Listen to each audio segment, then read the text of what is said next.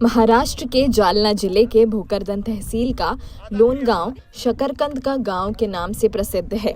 यहाँ के किसान बड़े पैमाने पर शकरकंद की खेती करते हैं।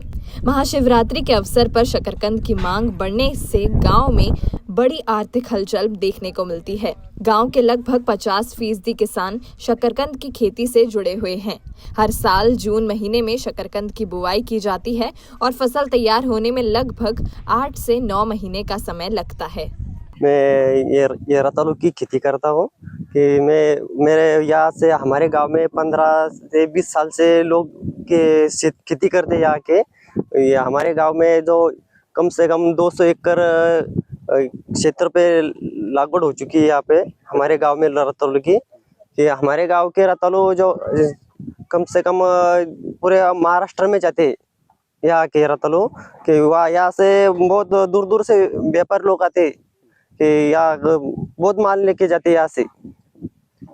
इस माल की आप बुआई कब करते हो रतालू की, और इसी निकालते कब हो? हम इसकी लगाई जून महीने में करते हैं और इसका जो कम से कम उसको निकालने में 8-9 महीने लगते हैं। मतलब 9 महीने का पीक है ये। खर्च कितना आता है? ये इसका खर्चा कम से कम 50 से 60 हजार रुपये आता है एक एकड़। और उत्पन्न कितनी अपेक्षा आपको? इसका उत्पन्न कम से कम 150 कुंटल तो एकरी होना चाहिए था हमको, पर उतना नहीं हुआ। इस साल में बारिश ज्यादा होने के कारण उत्पन्न उतना आया नहीं हमारे खेत में।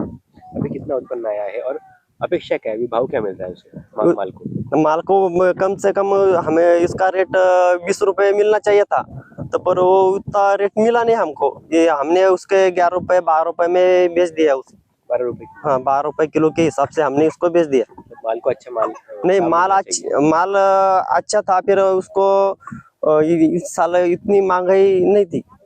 तो माल को अच्छा दाम मिलना चाहिए। माल का मिलना चाहिए था, दाम तो हमें मिला नहीं। आपका नाम? सतीश खरत। यहाँ का माल कहाँ जाता है, कौन से जिले में? यहाँ का माल संभाजीनगर, पुणे, मुंबई, नागपुर, इधर परभनी, बहुत लांब माल जाता है यहाँ से।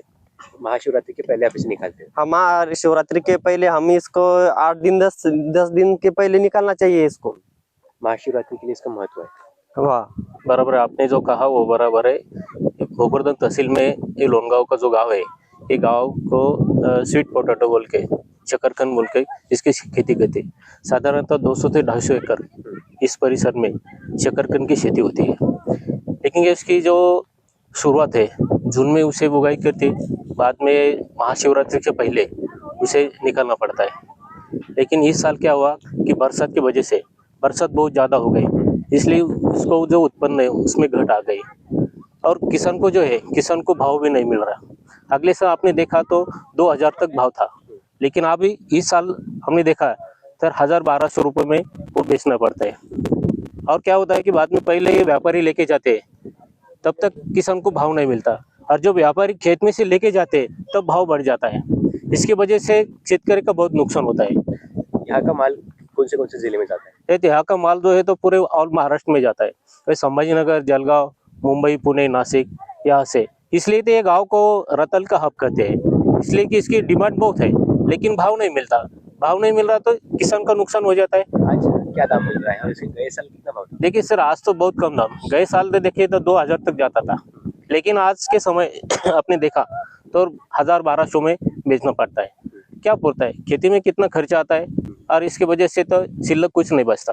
1 एकड़ में खेती के लिए कितना उत्पन्न होता है और खर्च कितना आता है उसके? 1 एकड़ अगर आपको एक पीक लेना है तो 1 एकड़ में 50,000 से खर्च आता है, लेकिन आज के समय तो उसका खर्चा इतना बढ़ गया है तो 40,000 रुपये भी उत्पन्न नहीं मिल रहा है, यानी पूरी खेती घाटे में आ रही है।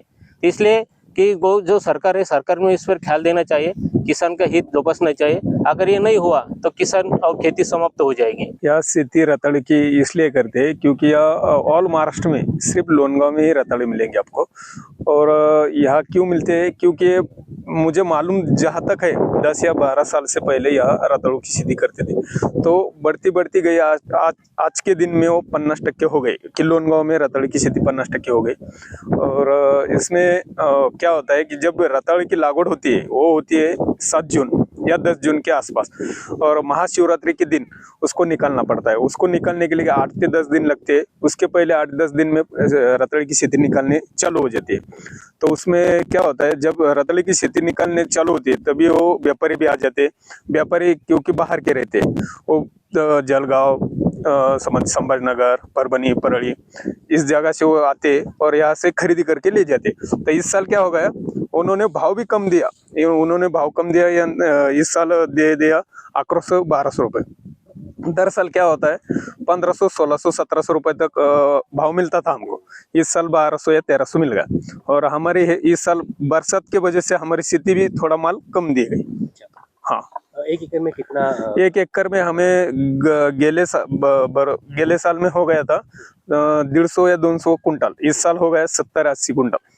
तो इसलिए हमारा थोड़ा कम माल निकला। गए साल भाव क्या था? इस साल गए साल भाव था 1600-1700 था।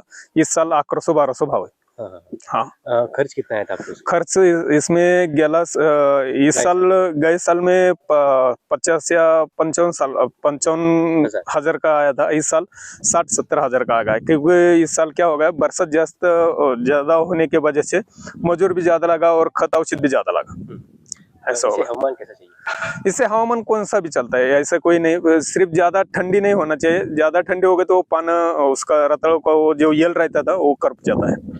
जो रताड़ है वो कहाँ बेचते हैं, कहाँ जाते हैं? ये रताड़ ऑल महाराष्ट्र जाते हैं। ऑल जिले ऑल महाराष्ट्र जाता है। आपने कितने एकड़ में रताड़? अपनी 3.5 एकड़ की रताड़ खेती है।